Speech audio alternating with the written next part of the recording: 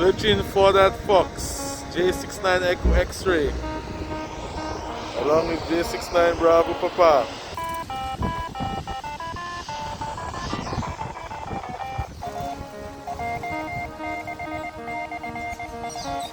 Japan 69 Bravo is now on frequency, Roseman. How copy? Good morning to you, Mr. Thomas. I call you the Grandmaster. Good morning to you, sir. At this time, we're going to transfer the microphone over to the president of the Lucia Amateur Radio Club. J69 Bravo, this is J66 Romeo Juliet. How do you copy? 05 and 9 plus plus. Well, I'm here compliment J69BB, you know, and he's always boosting the airwaves. But let me just say a quick congratulations to you. Okay, well, you know, we're here today to present, you know, this plaque to a very experienced ham operator, and it gives me great pleasure to do this. Probably I should read what's on the plaque. You see the plaque there? Yes. It says the St. Lucia Amateur Radio Club Special Award 2021.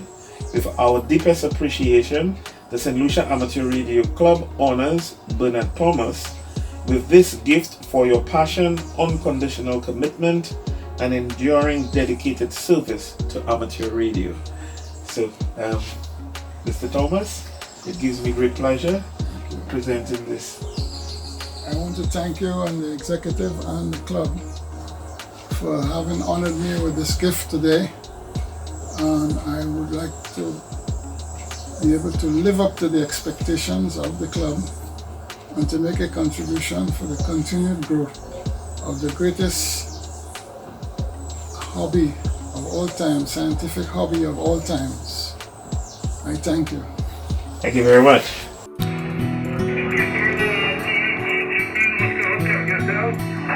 We have Anguilla, we have the Virgin Islands, we have Grenada, and Trinidad and Tobago. This is Juliet 69 Bravo Bravo at the controls here. The time here in St. Lucia and the rest of the Eastern Caribbean is 10:28. My name is Roseman. I built a little transmitter, and when I built it, it was a little kit I ordered. I discovered that I could, when the kit was complete, I didn't have a microphone, so I used, after doing some research, I used the earpiece of a telephone as a microphone. But I was in the broadcast band, it was not where I wanted to be. I got a design with the help of a guy from Barbados who I used to speak with, 8P6CJ Chesterfield. And he is passed on now, is what we call a silent key. Once a ham dies, they call him a silent key, from the days of CW and key communications. My first mentor was Lionel Ellis. He was my neighbor, senior. And that is the Ellis father, his father. And he was a keen radio operator as well. And he was building a radio. In those days, you couldn't just walk and buy a radio. You had to order the kit. So he ordered a Johnson Viking 2 kit, which took him about a month to assembly. But every evening I would be there when he came from work, to be with him while he was assembling this. So I learned a bit about circuitry and soldering and that sort of thing. My other mentors were, there was VP2 LA Myers. He's still alive. He lives down on the Lance Road. And there were, of course, Lionel Ellis Sr. was my mentor as well, and he's passed on to his silent key. And Martin Elwin was involved in broadcasts and broadcasting and so on. And he's one of the first guys who I saw with a radio in his car, you know, with a big chunk of stuff, but it worked, you know. So after going through these guys, my first station was a DX40 single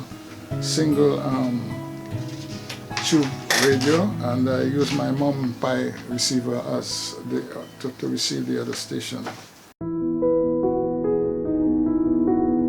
When all commercial government communication systems fail, and they will fail, in times of disaster like hurricanes, earthquakes, tsunamis, and so on, we get involved.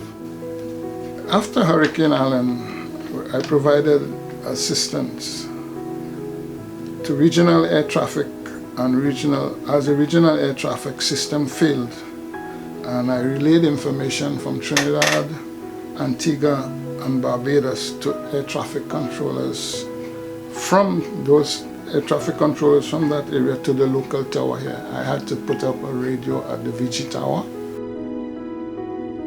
When Hurricane Gilbert was in, I was able to speak to a British warship that was anchored outside Grenada, and they couldn't get any contact. So I made contact with a ham in Grenada.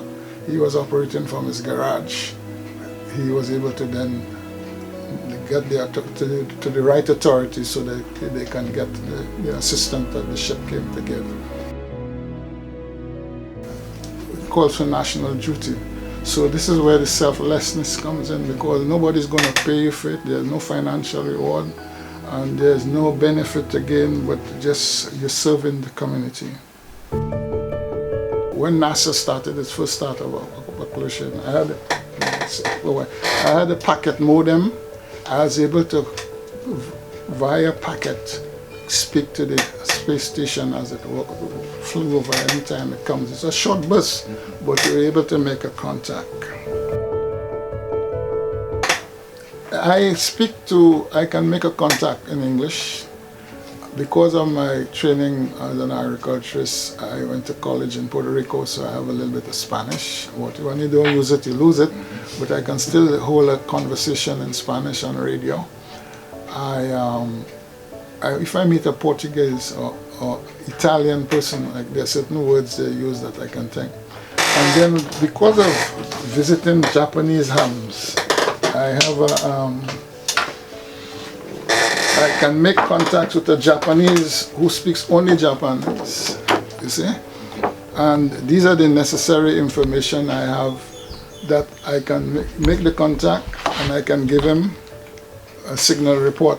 Because of my exposure to international contacts, I hosted quite a number of ham operators who really want to come to the Caribbean.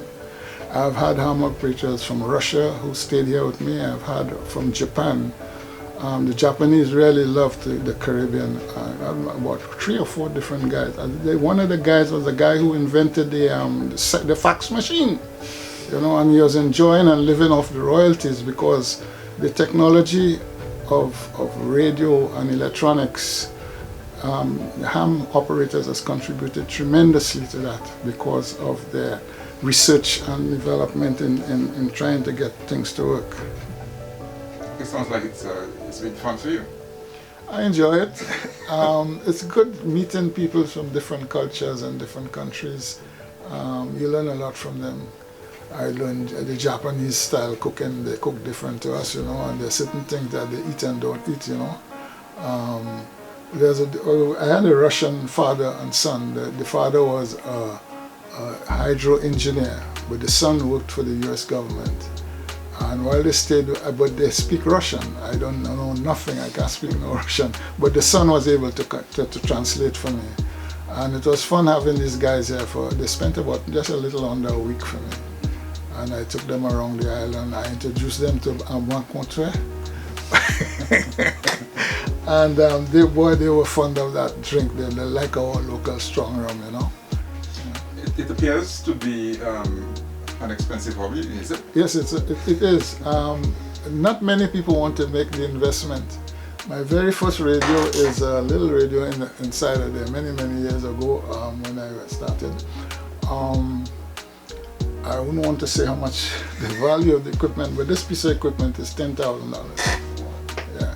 But you have had no regrets making those investments? No, it is. I had 2 Russian tubes in it, and that has served me for more than 20-something years. It's as solid as a rock. So I didn't have to change nothing in it. It's worth the investment. Worth the investment.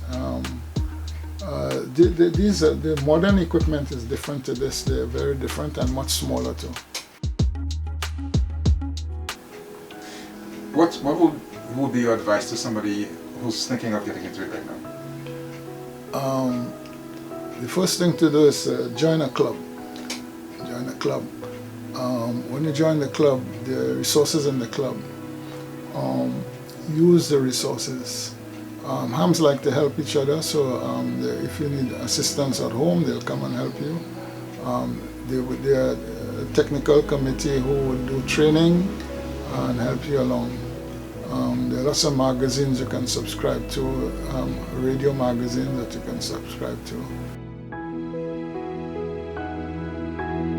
This is an award ham operators in the region under the Caribbean Emergency and Weathernet, which is a network that meets twice daily at 6:30 a.m. every morning and every afternoon, where we provide weather information in the region. This is very important during the hurricane season or when there are storms around, because the Miami Hurricane Center, in the absence of the Hurricane Hunter, they can get underground visual information and readings from your barometer and stuff to give them what the weather is like in your location. And having served that network, having served for many years, and I was a president of that, chairman of that organization, I was awarded from the International Amateur Radio Union Region 2 Executive Committee that award on the wall there. And it is not for me, but on behalf of all radio amateurs who were participants in 1999, during that, way back then. Of course, congratulations to Bernard for the many, many years of amateur radio, and he has guided as well. He has been past president for many years of the club, so hats off to that. Victor Papa to Echo in the Hotel Ira, are you there with us? Yes, this is Victor Papa to Echo Ira Echo. I am present accounted for server. Okay, fine there. Thanks for being there. Just want to congratulate Bernard and all the teams on amateur radio in the Caribbean. Once again, congratulations, J69 Bravo. Looking forward to you contributing more in the coming years. So congratulations to you, Mr. Bernard Thomas, on this special day. I wish you long health, long life, health, happiness, and of course, there's no doubt in my mind you're going to continue doing what you're doing, encouraging us, guiding us, and of course, that's why we have selected you to be where you are. So again, God bless it, and thank you so much for the opportunity to have a say on this special day. But I would like to congratulate Mr. Bernard Thomas on this celebration. As I said earlier on, we cannot find somebody more deserving, especially within the context of grandfathering and elmering and encouraging, the man who has the tenacity, the passion. I would not leave out the word, the passion for the hobby. So I'd like to congratulate him. I would like to wish him all the best, not only in radio operations, but in his health. Health is a big thing now, so I'd like to wish him all the best, and of course, be safe. Over. Thanks again, and blessings to the group.